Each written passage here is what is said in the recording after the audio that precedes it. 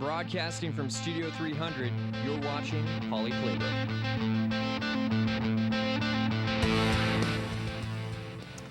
Hello and welcome to a fresh new edition of Poly Playbook. We're serving up all the hot action, the cool plays, and everywhere in between for Cal Poly Athletics. I'm Alexa Bruington. And I'm David Kline. Let's get right into it. The Cal Poly baseball team is now 23-13 and has gone 4-2 in conference play. The Mustangs are currently on a 3-game winning streak after dropping their series opener against the University of Hawaii last Friday.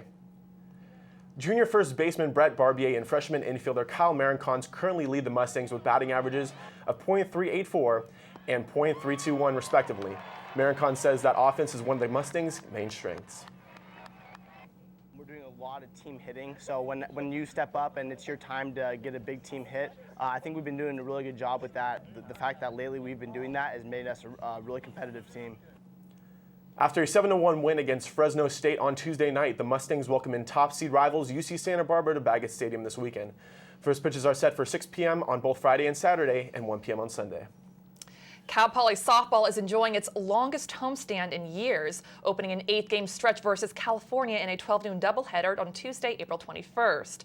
The Mustangs will then resume Big West play by hosting CSUN for a 1 p.m. doubleheader on Saturday, April 23rd, and a single matchup on Sunday, April 24th. After Cal Poly's 3-game sweep of Long Beach State last week, second-place CSUN is separated from joint 7th-place teams Cal Poly and UC Davis by just 2 games in the Big West standings. Opponent Cal State Fullerton maintains a 4-game lead on CSUN, which is the leader this week in Big West play with 35 home runs.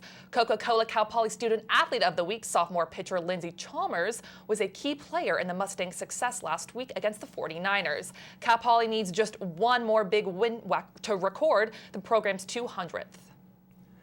The women's golf team is reaching new heights as they place second in the Big West Conference Finals. This is the highest a team has ever placed in the history of the program. The Big West Finals were hosted in Hawaii on the island of Maui. The Mustangs led after the first and second rounds, but UC Riverside came back from 3 strokes down to win the title.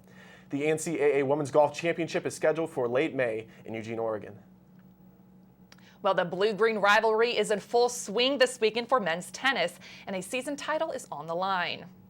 Depending on the outcome of Saturday's matchup against UC Santa Barbara, Cal Poly will go into next week's Big West Conference tournament as either number 1 or number 2 seed. Victorious in 5 consecutive matches, Cal Poly holds an 8-1 advantage and hasn't been defeated at home by the Gauchos since 2006. The 63rd ranked Cal Poly men's tennis team will host UC Santa Barbara at 2 p.m. this Saturday at Mustang Courts.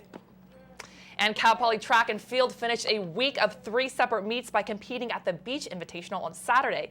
Kendall Nielsen led the Mustangs with a 4th place finish in the women's triple jump at the 22nd annual meet hosted by Long Beach State at the newly opened Jack Rose track. Meanwhile, in Azusa, Cal Poly senior Devin Bennett compiled a career best score of 7,118 points to take 2nd place at the 46th annual California Combined Events Invitation on Wednesday and Thursday.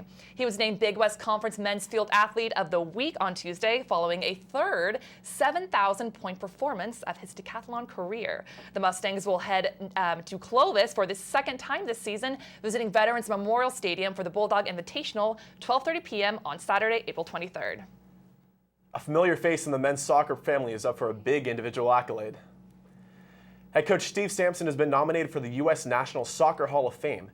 Sampson is in his 2nd year in charge of the Mustangs after leading them to an 11-5-5 record and their first berth to the NCAA tournament in 7 years. Coach Sampson gave his reaction to this very big milestone in his career. What it demonstrates is that people are honoring what you've done in the sport. And it's been very important to me that, that people know how hard I've actually worked for the development of this sport. Sampson was the head coach of the U.S. men's national team for the 1998 World Cup in France and also won the domestic double with MLS side LA Galaxy in 2005. Hall of Fame voters can name up to 5 candidates on the ballot, with voting being conducted for a 3-week period and the results being announced shortly after. 13 Cal Poly intercollegiate athletic teams achieved perfect 1,000 academic progress rate scores, or APRs. According to figures released by the NCAA on Wednesday, the teams are led by men's and women's golf, both of whom earned NCAA public recognition awards for posting scores in the top 10% of their sport. And both teams have 4 perfect multi-rate APR scores. The 11 other programs that have earned 1,000 APR scores during the past academic years are men's basketball, men's soccer, men's tennis, women's cross country, softball, women's swimming and diving, women's tennis, women's track and field, and women's volleyball. And that's all the time we have for Cal Poly sports action this week. You can log on to mustangnews.net and Instagram for continuous Cal Poly sports coverage. And you can also follow us on Snapchat for some live sports updates. I'm Alexa Bruington. And I'm David Kline. Have a great weekend, you guys.